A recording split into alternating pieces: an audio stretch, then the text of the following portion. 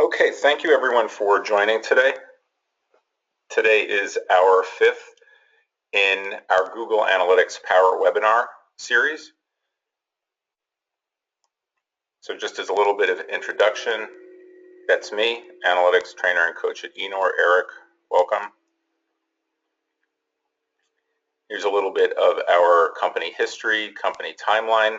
If you've been on the previous webinars, you have seen some of this information, so we won't spend a lot of time on this. Here are our offices, different locations throughout the world, primarily North America, Europe, Middle East. Here's what we specialize in: mobile web analytics, also qualitative analytics and testing, and also social. Here are some of our clients primarily based in the US, and here are some of our clients based in MENA.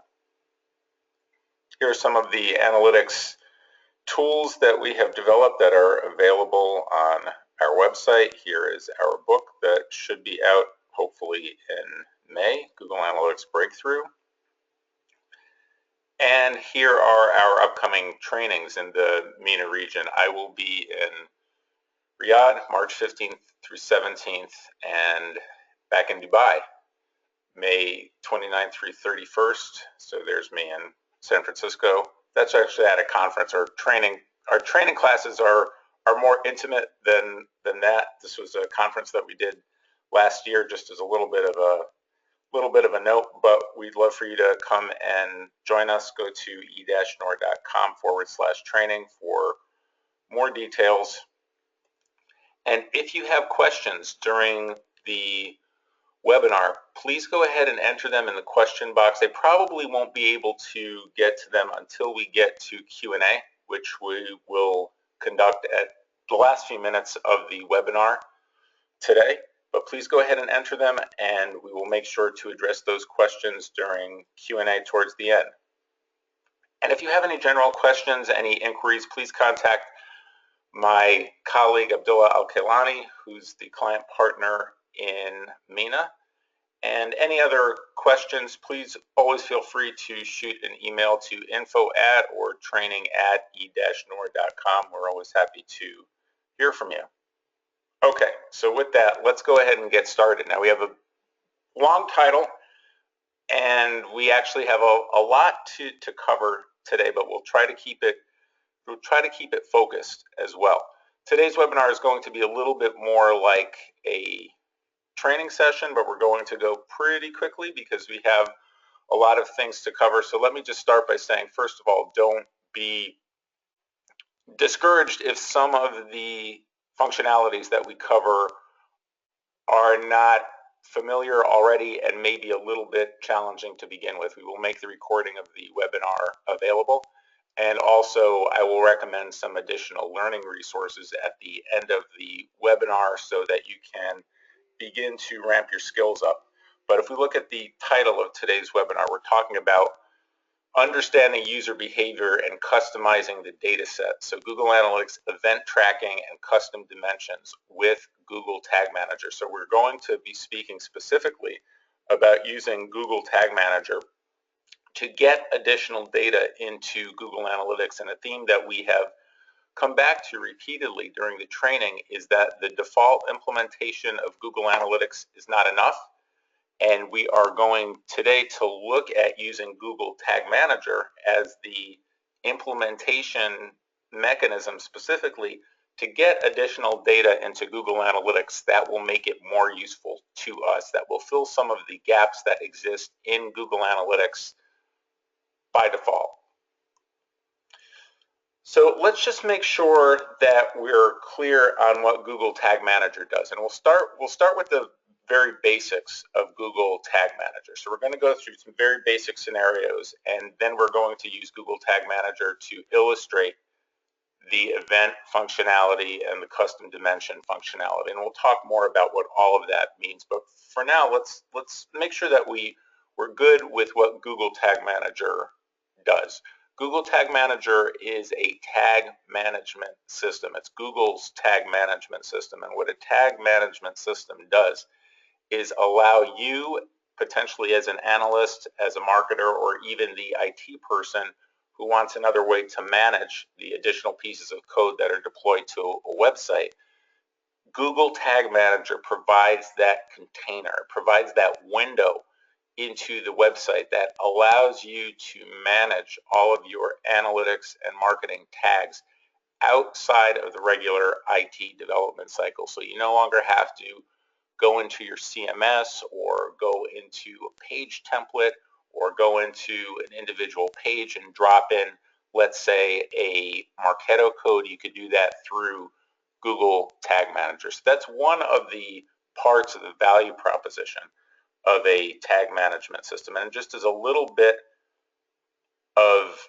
an intro to tag management, we're going to use these terms repeatedly during the session today. And again, don't be intimidated if you're not familiar with some of these concepts at this point. That's why you're in the training today. If you're responsible for implementation, you want to be more aware of the nuts and bolts. If you are participating in the webinar at the awareness level, then we will cover the high level points as well. But either way, let's go ahead and go through these terms one by one and understand that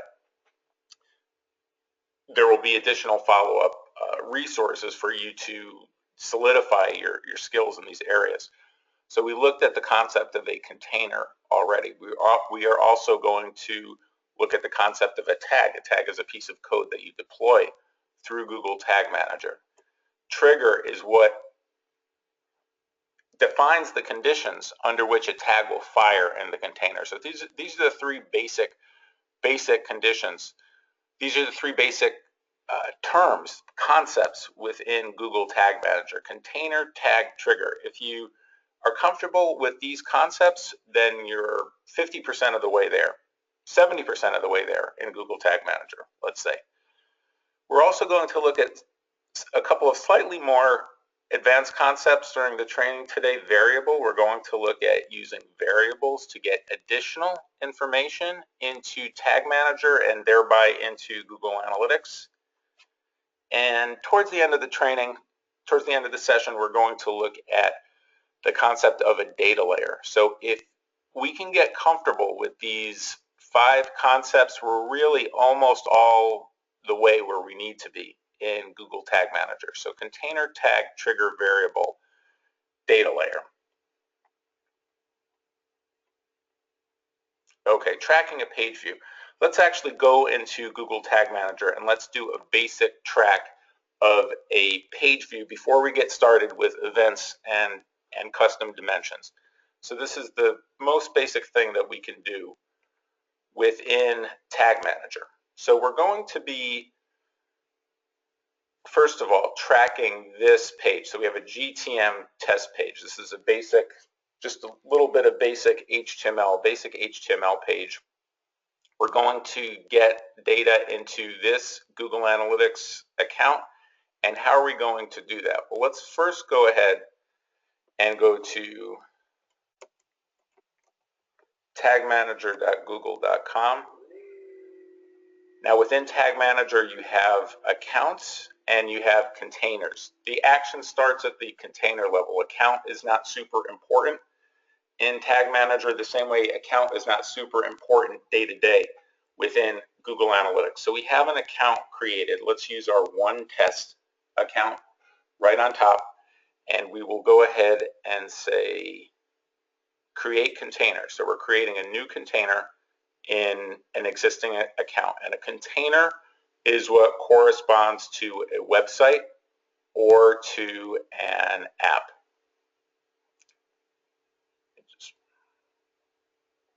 Let me just check. Okay, just wanted to make sure that there weren't any questions at this point. Everything is going good since it's just me today. So we have our account. We're going to go ahead and create a container, and the container corresponds to a website or to an app. So you would give it the host, the domain name of the website, or the name of the app. So let's go ahead, create container. We have this on Google Analytics test, so let's call this Google Analytics test.com. Let's go ahead and bump that text up a little bit. We're going to go ahead and click web. We can create a container for iOS or for Android. Tag Manager works somewhat differently in those environments. Today we're focusing on web. We're going to go ahead and click create. Okay, now as soon as we create a container, Google Tag Manager presents us with the container code that we're going to put on our page. So let's go ahead and copy this container code. Notice that we're advised to put the code after the opening body tag. See up here, after the opening body. That's because, first of all, it allows all the dependencies on the page to load, and also notice that there is a no script version. If you look at the code, we have a no script tag which is not supported in the head of the document. So let's go ahead and paste this into our HTML page. So here we have our test page that is open, and I'm just going to go ahead and drop this Google Tag Manager code into the page. So here we have our Tag Manager code in the page. I'm going to go ahead and save that, and we will just upload it to our web server. So now we have what we've just completed at a small level is a deployment of Google Tag Manager. So you take the container code. We're only putting it onto one page for our demo, but normally you would put it onto your page template, and the container would populate onto every page. So what we've just done is we've taken this container code, and now we have this container. Our container is empty. We haven't done anything with the container. The container that we've just deployed is empty, but this demonstrates how you would implement Google Tag Manager. You get that container code onto every page of your website. Now you're going to start putting all of your tags within the container. If you've been working with a tag management system, GTM, or another one, you're familiar with this concept. If you haven't been working with Tag Manager, again, it's this container concept that's really core to a tag management system. So now in our demo, we just have an empty container on the website. So let's drop a tag into the container. And let's start by dropping this Google Analytics page view. You see at the bottom of the container, the third tag over, we have Google Analytics page view. So how are we going to get basic Google Analytics onto our website? Well, let's go back to Google Tag Manager, and we're going to go ahead and click tags. Now, tag again is a piece of scripting, a piece of code. Tag can mean different things in different contexts. In this case, a tag is going to be a piece of JavaScript in most cases. We'll click new. We're going to go ahead and call this GA page view. We'll click Google Analytics, Universal Analytics. You can skip over Classic unless it's a very specialized scenario at this point. Now, tracking ID. Now, we know from Google Analytics that every time we send data to Google Analytics, we have to tell Google Analytics which property it belongs to. So we're going to go ahead and let's click into tracking info, tracking code. So we don't need this whole tracking code because we're now using Google Tag Manager. So we don't need this code because we have a template for it in Tag Manager. So all we're going to need in the case of Google Analytics is our tracking ID for starters. So this is corresponding to our website. Go ahead and copy that tracking ID, go into Google Tag Manager, paste it in. Here's our first best practice that we're encountering. It's actually not best practice to paste the tracking ID in as a hard string because we're going to reuse it, and if we want to change it from a test environment to a production environment, it's going to be better to use a variable. So we've looked at container, we've looked at tag. We haven't looked at trigger yet, but let's take a little bit of a detour. Let's look at a simple variable. So instead of hard pasting this tracking ID, Google Analytics tracking ID, we're going to go ahead and click the little Lego icon, new variable. Let's call this variable GA tracking ID. We're going to click constant. We just want a string constant.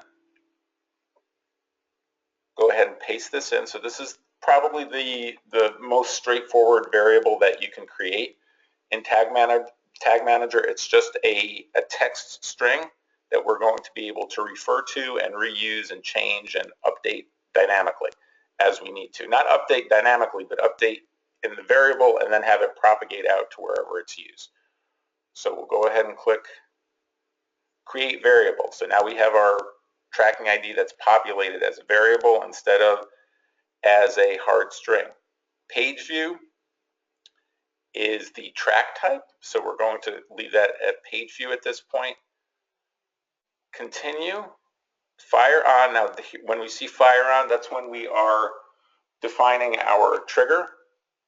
And what are we going to say for fire on? We are going to say fire on all pages.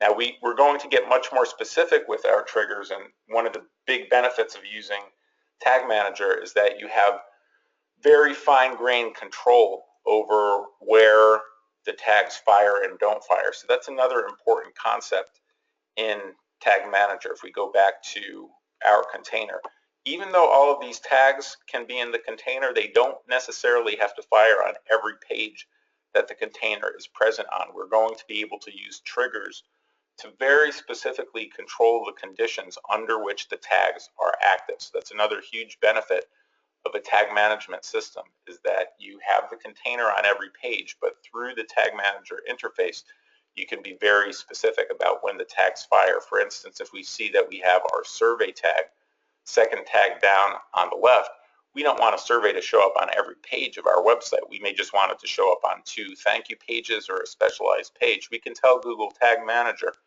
only fire this tag when the URL equals thank you, or when the URL equals survey, or whatever the condition may be. So that the triggers are another very, very important concept and very important benefit of a tag management system. And even if we're saying that the tag fires on all pages, you still do have to apply the all pages trigger. So we're going to start with that. Even though we have the container on one page now, normally for Google Analytics page view tracking, you would propagate you would activate that tag on all pages. So we're going to go ahead, select the all pages trigger, and we're going to go ahead and create tag. Let's just go ahead and just make sure again that our page is updated, and let's go ahead and test our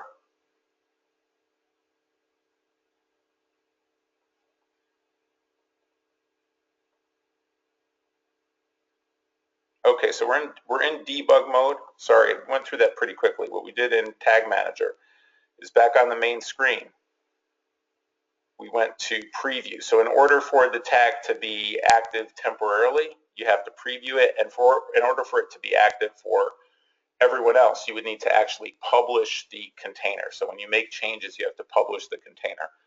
There's a whole discussion about workflow that we could get into, because obviously you wouldn't want to just publish without some kind of process control, certainly if other people are entering tags into the container. But one way or the other, the container either has to be previewed or it does have to be published for your changes to be active for everyone who comes to the website.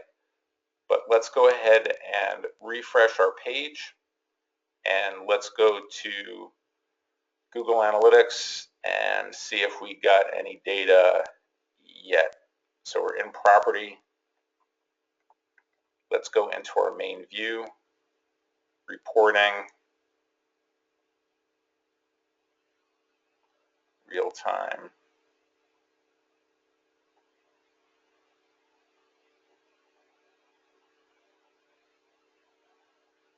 Okay, so there we are. So we've pushed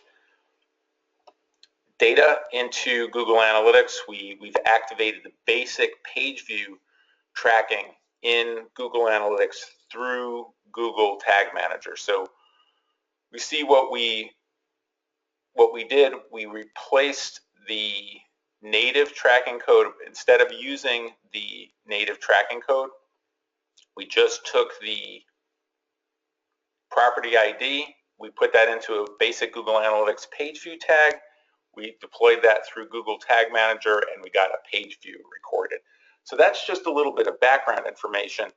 This actually is not the focus of the webinar today. We're talking about event tracking and we're talking about custom dimensions, but this will provide a little bit of a foundation for us to proceed on. So we've accomplished basic deployment of the Google Tag Manager container code. So we've added our container code to our pages, and we have deployed a Google Analytics page view tag, basic Google Analytics page view tracking through Google Tag Manager. So we have the basic infrastructure that we need now to get started to do additional things in Google Analytics through Google Tag Manager.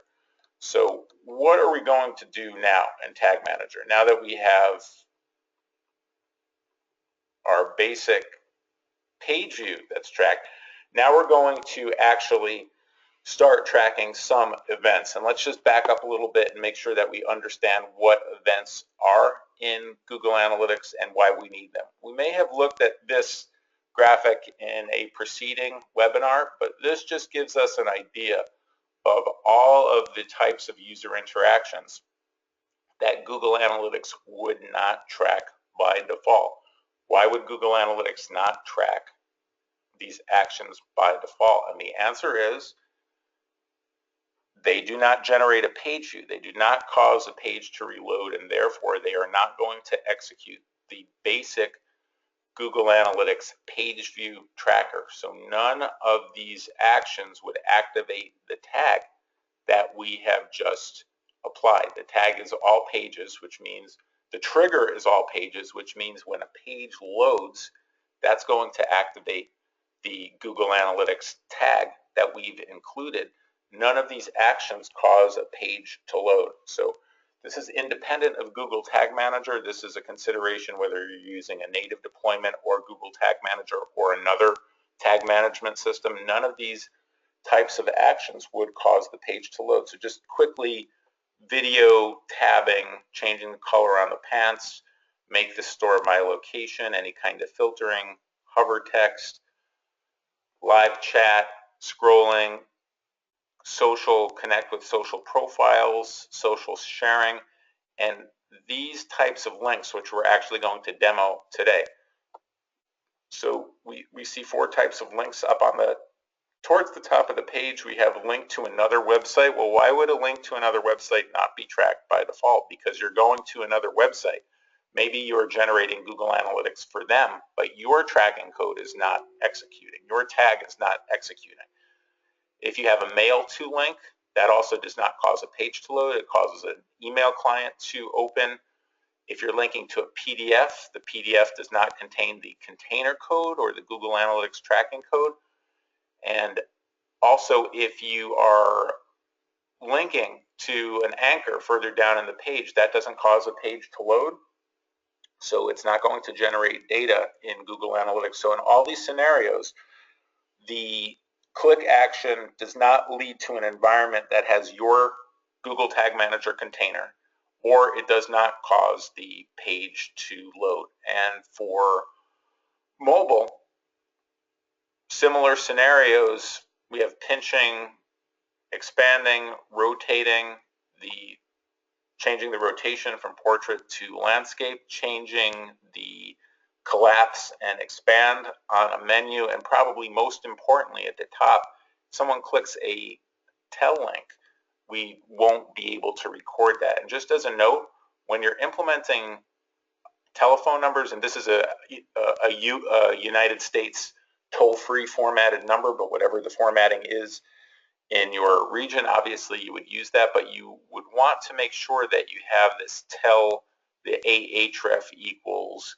tell, and then the number as the format, because that is going to allow us to apply Google Analytics event tracking. Even though you could just add a phone number and that will be clickable and active on your phone, you want to make sure to wrap your phone numbers with an ahref equals tell formatted link, because that is going to allow us to perform Google Analytics event tracking on those tell links. That's just a note as you're going forward with your implementations. Wrap those phone numbers with a tell link, and also the other benefit is that with a tell link, you can make text other than a phone number clickable as well. So there are two benefits there. Okay, so within Google Analytics, our events reports would get populated. The idea is to populate our events reports with the additional event data, and we could spend additional time talking about the structure of events and the naming strategy for events.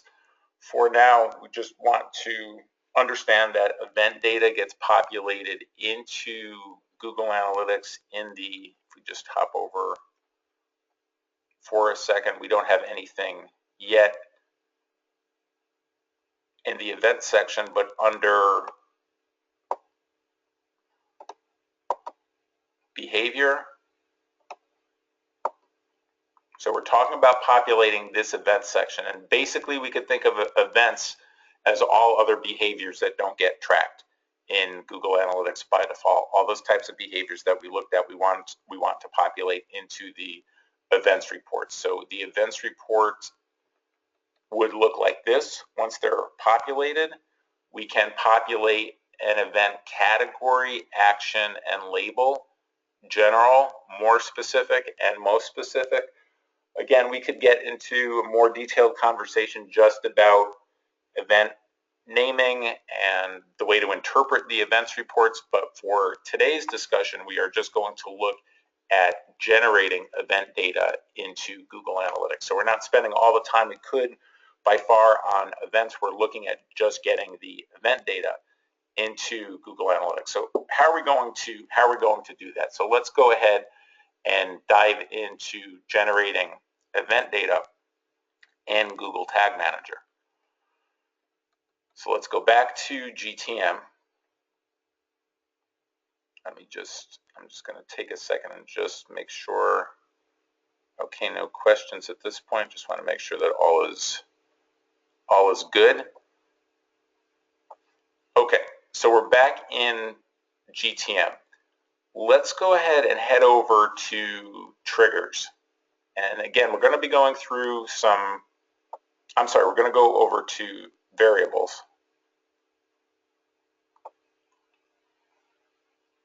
Now, in Google Analytics, we have a bunch of built-in variables.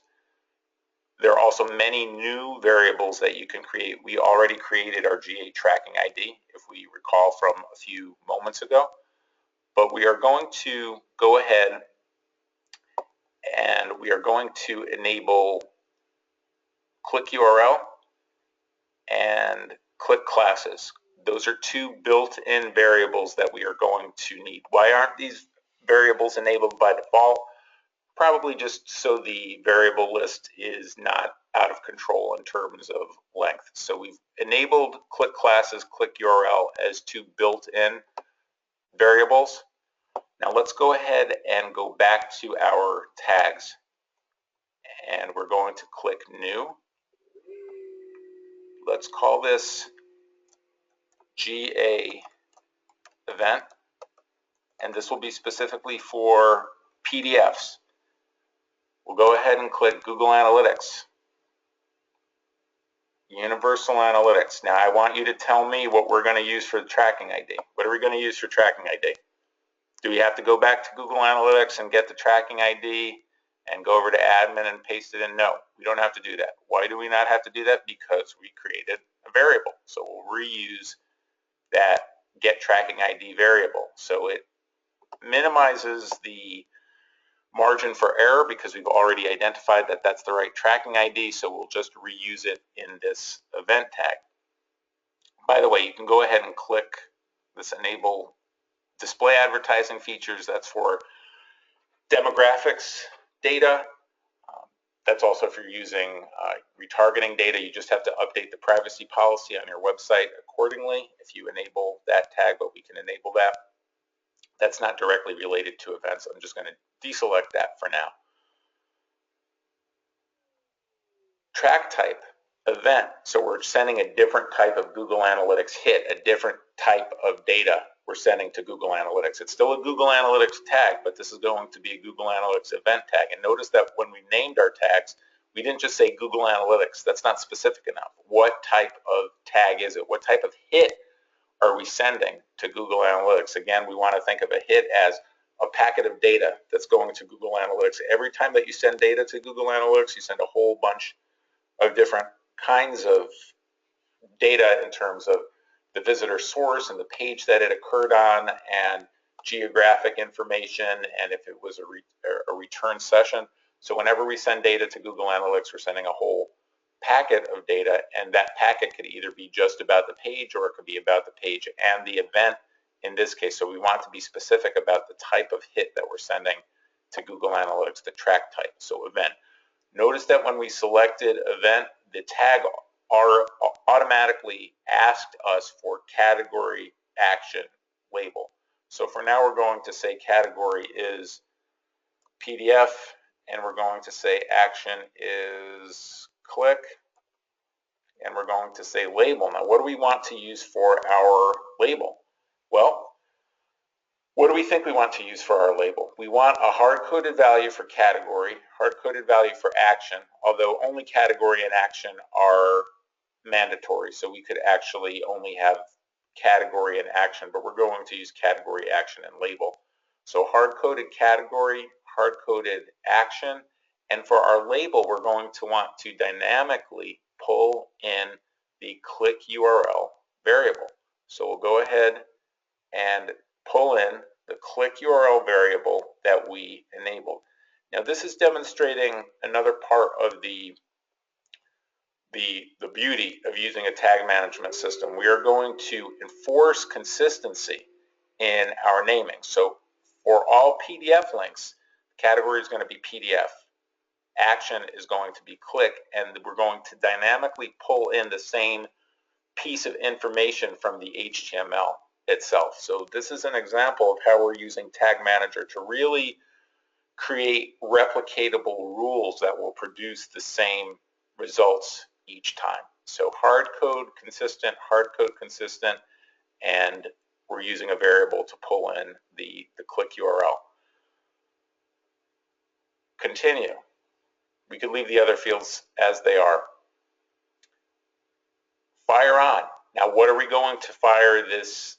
How are we going to fire this tag? We don't want to fire this tag on all pages. We want to fire this tag under other conditions. So ask yourself, under what condition do we want to fire this PDF tag? Well, we want to fire it when someone clicks a PDF link. So let's go ahead and start by clicking on click as the fire on. And we're going to create a new trigger. Okay, so now we're talking about creating more of a specific trigger. We're going to call this PDF click as the event. For configure trigger, we'll just say just links for now because we are using a link in the example. We can go ahead and keep the wait for tags and check validation. That will just allow basically everything else on the page to execute, and it will also not send an event if for some reason you return false from the click event. You won't send data to Google Analytics. So these tags, in most cases, they're not going to have much of an effect, but you could go ahead and leave them. Continue. Now this is a little bit tricky. Enable when. Enable when is talking about the conditions under which the trigger should be enabled overall. So if there are only certain general circumstances, only certain pages where you're ever going to need this trigger, you could specify that here. Just for now, know that enable when is not the same as fire on, which we're going to get to at the next step. So this enable when is probably the weirdest thing about a trigger when you're configuring it, And one thing that we can do easily is we can say page URL. We're going to say make this tag active in general. Sorry, let's scroll back down here. Page URL matches regular expression. Regular expression is just a text notation match. Sorry, I keep scrolling up here for some reason. Dot star. So that's regular expressions for match any string. So don't get thrown by this enable when or this regular expression. All we're saying here is enable when page URL matches anything. So we're saying that in general, this trigger is active on all pages. That's all we're saying here. Is it a little bit strange? Yes. Do you know how to do it now? Yes, you do. And this recording will be available, so you'll be able to go back and see what we've done. So we've just specified the overall condition under which the tag would be active. Continue. Fire on some clicks, and we are going to say what clicks do we want to fire this tag on? Well, we're going to use, what are we going to use again here that we've used to populate our tag? We're going to use the click URL. And what are the conditions? Click URL ends with, we could use a regular expression here too to make it a little bit cleaner, but it's fine. Say click URL ends in, sorry, I keep scrolling up here for some reason, automatically, PDF. So we see what we've done here. Now this enable when is just general enablement, and the fire on is the specific trigger. So click URL ends in PDF. We're going to go ahead and create trigger, and we're going to go ahead and create the tag. Let's go ahead and refresh our container. We still haven't published the container, but the event tag should be active. Let's go ahead and refresh the container. Let's go ahead and reload this page, so the page still has our container on it, and we see in debug mode that we have, and we could look at the debugger more as well. We're going over that pretty quickly, but we see that we see that tags fired on this page. So our GA page view tag has fired. Our GA event tag has not fired yet. Let's go ahead and click on one of the links that end in PDF. So we have our 36-point implementation checklist. Let's go ahead and click that, and we saw quickly, sorry, let's go back, and I'm going to go ahead and open it in another tab. So I'm going to control click this time. Opened in another tab, and now we see that our GA event tag actually did fire. And let's just go ahead and see if we got real-time data in Google Analytics. So we'll go over back to our Google Analytics, and we'll go back up to our real-time reports, and let's see how we did. Okay, so there we go. So we have PDF, click action, and if we click into PDF event label, so see how cool that is, that we've dynamically pulled in checklist.pdf. And let's go ahead and let's just reload this page. So again, we just reloaded the page. So we have GA page view loaded, fired on this page. We have GA event not fired on this page. Let's go ahead and click another PDF link to demonstrate the replicatability of this rule. So let's go ahead and control click our ebook. That opens up in another page. We see that the tag is fired in the debugger. If we go to Google Analytics, now we see we have click and we have ebook that is fired. So what's illustrated here is that now if you had 10,000 PDFs deployed across your website, this one tag and one trigger and one variable, or two variables depending on how you look at it, would consistently track data for all of those PDFs. So we see how much of a benefit Google Tag Manager provides in terms of that kind of replicatability. So we are defining certain conditions. We are defining a small number of elements within Tag Manager, and we're covering every scenario where it would be applicable. So we could have, whether we have 10 PDFs or 100 PDFs or 1,000 PDFs, we're going to consistently track those PDFs with the same event category, same event action, and the label dynamically pulled in. So if we can get to this point in Google Tag Manager, we've demonstrated probably, keep putting percentages on things, this is, 60% of the functionality of Google Tag Manager, just demonstrated in this example, this kind of rule-based replicatability, and also the specificity with the trigger. So that is how we get event data into Google Analytics. Let's look at another example.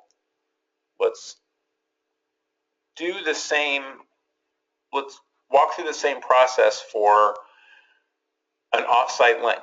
So let's go ahead and create another tag, new. Let's call this GA event.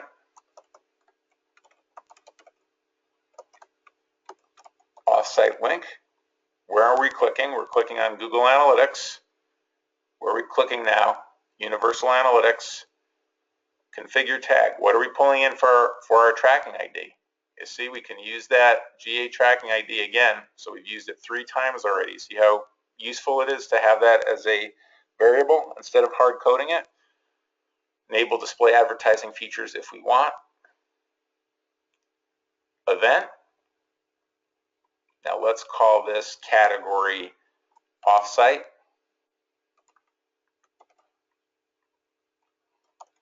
Link. And what are we going to use as our label? Well, we're going to reuse click URL. We're going to use our click URL variable again. Continue. Fire on. Click. We're going to create a new trigger. Call the trigger offsite. Click. Click. We'll say just links. Wait for the validation. Continue. Remember, this is the strange part. Page URL. Matches regex. Again, don't worry about this too much. Just know that we have to do it. So page URL matches regex. Going to continue. Fire on some clicks. And we're going to say click URL. Oop, not tracking ID, sorry. Click URL. Starts with HTTP. And notice the trigger can have multiple conditions. Click URL.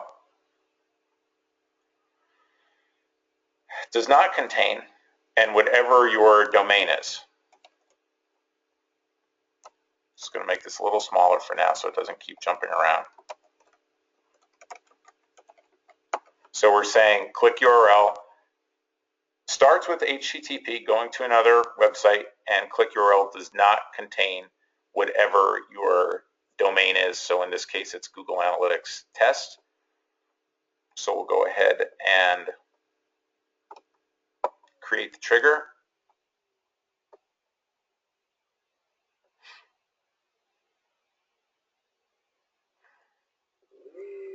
Create tag. Let's go ahead and refresh.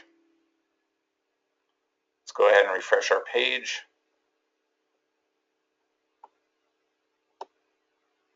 So now we have both event tags that have not yet fired. Let's go ahead and click Google Analytics Academy. So now we see that our offsite link has fired. And if we go into Google Analytics and we go back up to our events. Let's get rid of this category PDF label. And here we have our offsite link. And if we drill into it, we see the event label. So again, we could have 100 different offsite links. They're all going to be tracked in the same way. There's actually been a way to make this more automated where we only have a couple of tags and it accommodates all different types of offsite mail to links and so forth. And I'll share a video on that. It's a more advanced concept with a script resource that we have developed internally. But in any case, we see that for these types of link scenarios that Google Tag Manager does really offer us a great benefit. So let's go ahead and quickly talk about tracking virtual page views. Virtual page views are like events, but they're like events in that they capture data for pages that do not load, don't generate additional page views into Google Analytics, but are tracked in the pages report instead of the events report. So in this case, if we have a multi-step process, so we see step 1, step 2, step 3, thank you. What's similar? What's not similar? What's the same about these pages? We see that the URL does not change. So it's same URL. So this is an AJAX process where you're making round trips to the server, updating the page without the URL changing, which is great from an end user standpoint because it's smooth, it prevents flicker on the page, but from a tracking standpoint, it's more of a challenge because the page does not load. So we want to push additional information into Google Analytics in the form of a page view, not in the form of an event. One of the reasons that we want to push page views instead of events is that we'll end up with, we could create a funnel out of page views. We can't create funnels out of events. So if we want a funnel, if we want to configure a funnel for this multi-step process, we're going to need to use virtual page views instead of events. But let's just back up here a little bit. Now let's think in terms of, let's think like Google Tag Manager. Let's think like a programmer. What's common about these elements and what's different about these elements? So we have our 3 blue buttons. This is the HTML for the blue buttons. What's common? What's different? What's common is we have the button class. What's different is we have the value. The different value is the text value that's displayed. So we're going to take advantage of this sameness, blue button, and we're going to take advantage of these differences to populate Google Analytics.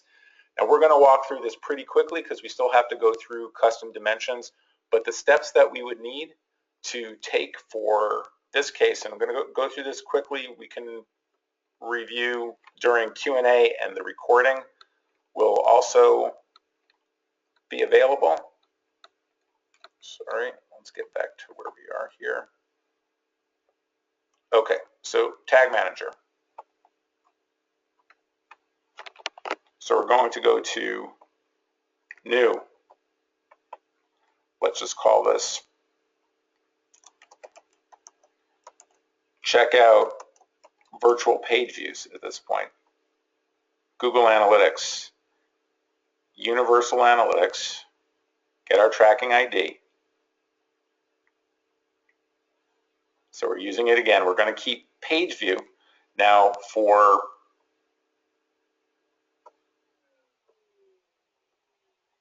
let's go ahead and continue. Now, where do we want this tag to fire? Well, we want this virtual page view to fire on a click. Let's call this click blue button.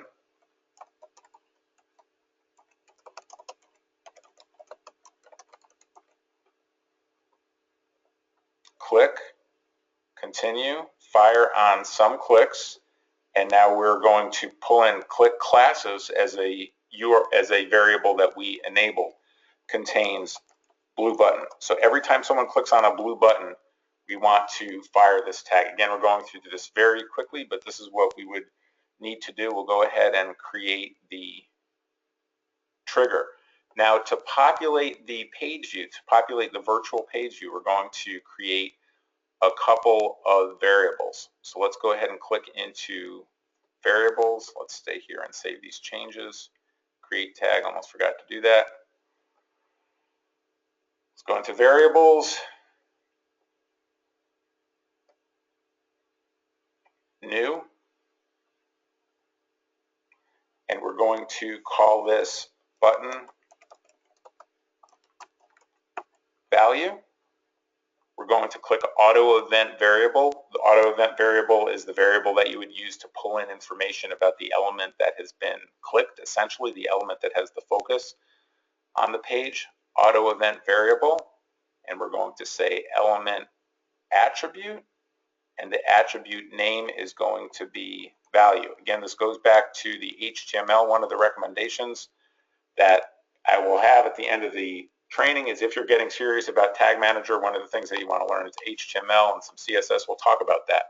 But we see that the value attribute of the button is payment, review, submit. So we're going to we're going to pull this value attribute into Tag Manager. So go ahead and create variable. And now we could use that as the virtual page view that we're pushing into Google Analytics. But let's go ahead and just create another variable that's going to make it even cleaner. So we're going to create a new user-defined variable, and we're going to clean up our text through a lookup table.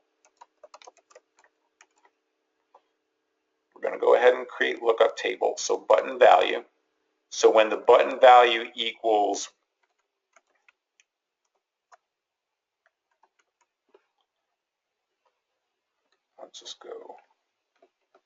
So when the button value equals payment, review, submit, we're going to rewrite those to more meaningful values in Google Tag Manager. So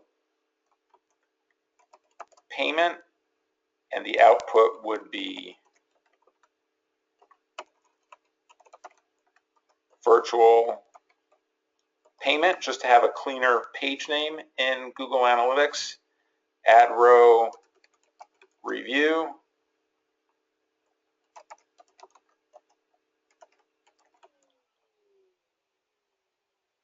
Add row submit.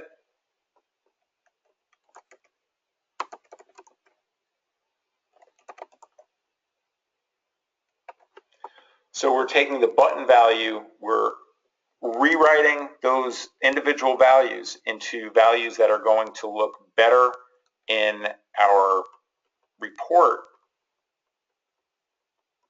within Google Analytics. So if we go back to Tag Manager, we'll go ahead and create this variable. And if we go back to our tags and we go back to our virtual page view, we're just going to send a specific page value with the tag.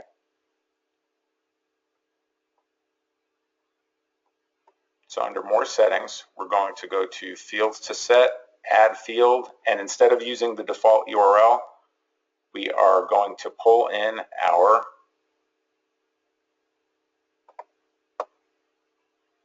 lookup table. So we're going to dynamically populate meaningful page views. We went through a lot there quickly with the variables, but this is just to give us an idea of some of the additional flexibility that we get with Google Tag Manager. Let's make sure that we talk about our custom events. Any questions about the virtual page views, happy to go through during Q&A. And again, this recording will be mailed out to everyone. I know we're going through some kind of more complicated functionality pretty quickly, but you see, even just to back up for a second, you see that we were able to track this process without going back to the developers. Just through Google Tag Manager, we took the information that we had in the HTML and we did what we needed to do.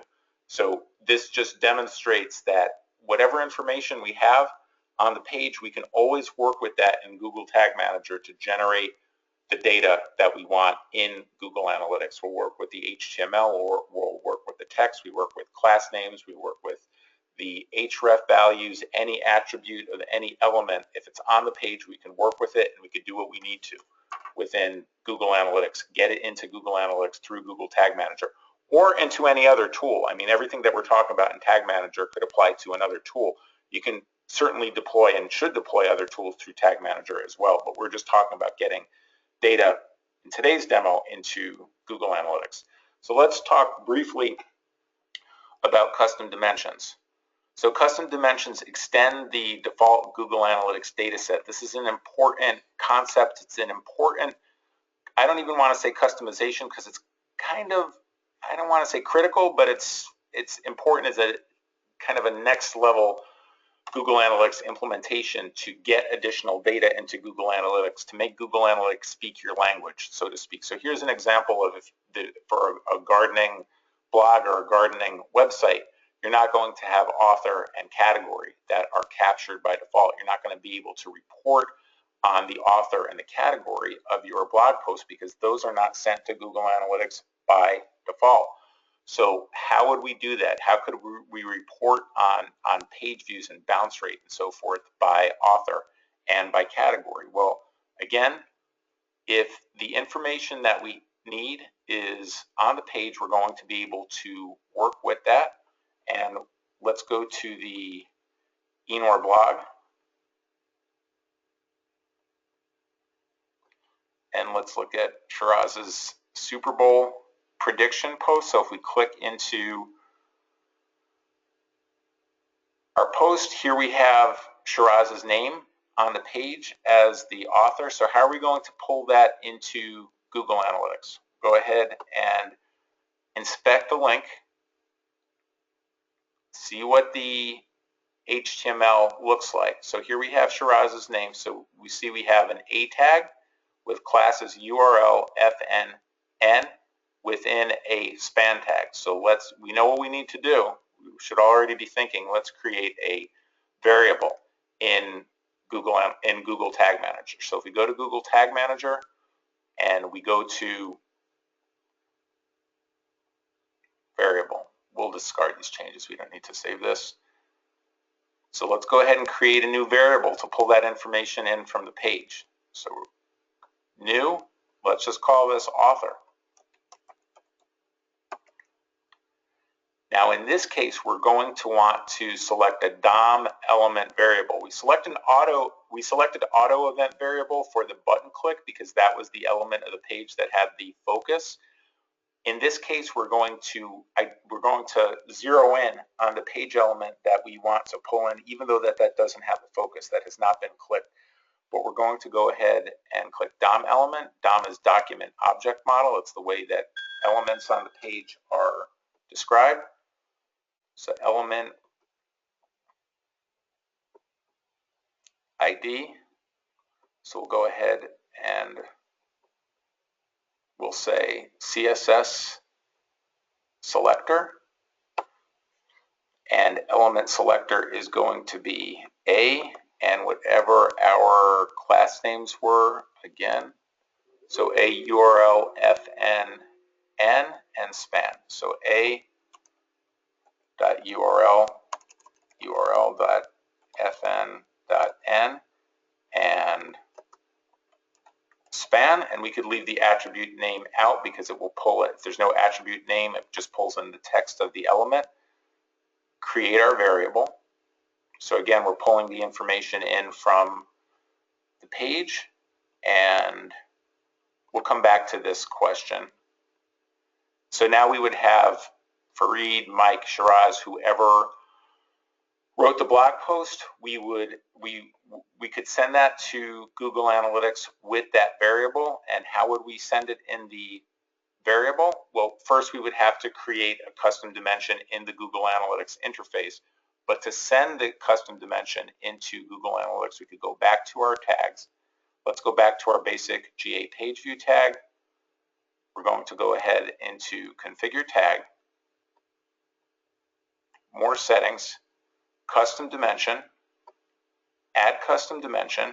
Wherever we created the slot in Google Analytics as the admin part of the custom dimension setup. That's where we would start configuring our custom dimension and pull in the custom dimension value author. So that's how we would send this additional data into Google Analytics, and we could then create a custom report that looks like this. People in your organization want you, if you're posting by author, you want to be able to report by author. So we're making Google Analytics speak our language. In a case where we don't have the data that is on the page, let's say you have different customer levels on your back end, silver, gold, bronze, platinum, we would add additional information to Google Analytics. Sorry that this is broken up on, this is supposed to be two separate lines. So we have the data layer. We would populate the data layer, which is another concept. So you'd work with your developers to populate the data layer. We have customer level, and we push customer level into Google Analytics as a custom dimension the same way we did with our author. And now we would be able to report on customer levels. What's the e-commerce conversion rate, sessions, so forth, based on our customer level. Again, we're making Google Analytics speak our language. If there's a way that you look at your content, your customers, you want Google Analytics to reflect that. So we went through that pretty quickly, but that is also how we would get custom dimension information into Google Analytics. You create a variable. In this case, we create a data layer variable for customer level. So again, we go into variables. We'll discard these changes. New, let's call this customer level.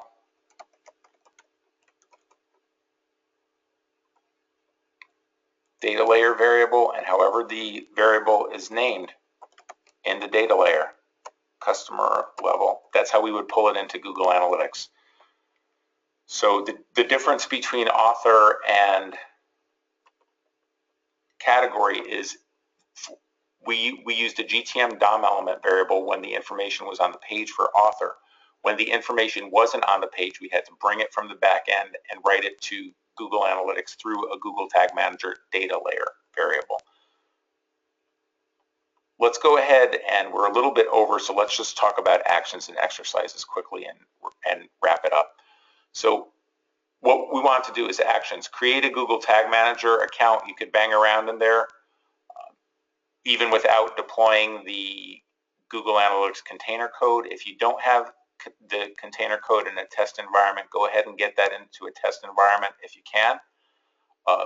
Just in terms of events and virtual page views, if you don't have your events implemented, assess the needs, and you can start tracking events through Google Tag Manager. Start with PDFs, start with offsite links like we looked at.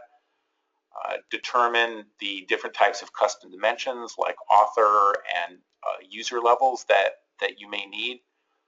Go ahead and practice with tags, triggers, and variables. And on gademos.com, if you go to gademos.com and you look for Google Analytics Event Tracking and Google Tag Manager version 2, that's going to provide a review of a lot of the things that we talked about today and a couple of additional pieces of information as well. And also for general skill building, if you want to get serious about Google Tag Manager, if you're going to be working with Tag Manager on a regular basis, first, make sure you know HTML. If you're working with Tag Manager, if you're the person responsible for it, you have to know HTML. You're not going to do a whole lot. Anything beyond the most basic stuff, you're not going to be able to do it in Tag Manager if you don't know HTML. You could learn that in an hour. CSS selectors. Learn CSS selectors. They're used for styling a page, but they're also used for Tag Manager extensively. They're also used for jQuery as a note. Go ahead and learn CSS selectors. You could learn that in probably an hour and a half. JavaScript, not as the top priority. JavaScript takes a little bit more to learn, but it can also be very useful in Tag Manager. But definitely learn HTML, learn CSS selectors, and then go ahead and approach JavaScript. If you already know these things, then you are very well positioned to start taking more advantage of Tag Manager. Go to Code Academy, Udemy, Thinkful, Lynda.com, any of these places.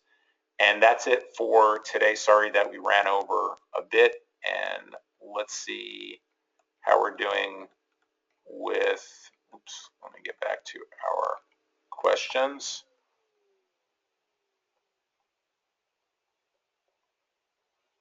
Okay.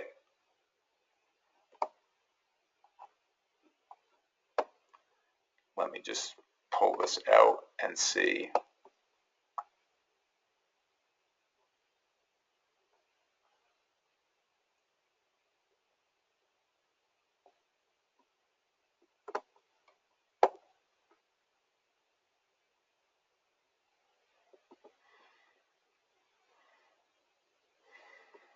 Okay.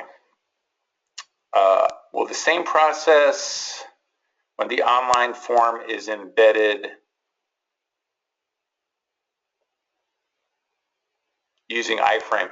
That's a good question. Whenever whatever tracking mechanism you're using for iframe, if you're iframing your own pages, then you can use the same tracker, whether it's a native deployment or whether it's a Google Tag Manager deployment. So you would use the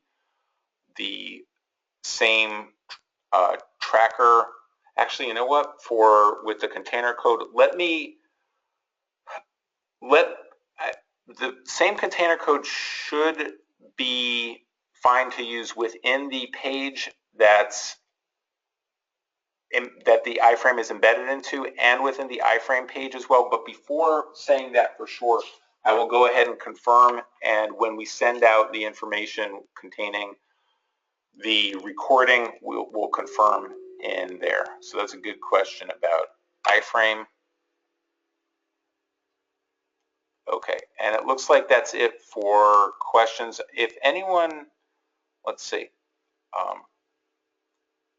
if anyone has a question, we could go ahead and unmute the microphones now. So if anyone has a question, if you want to go ahead and click the little hand button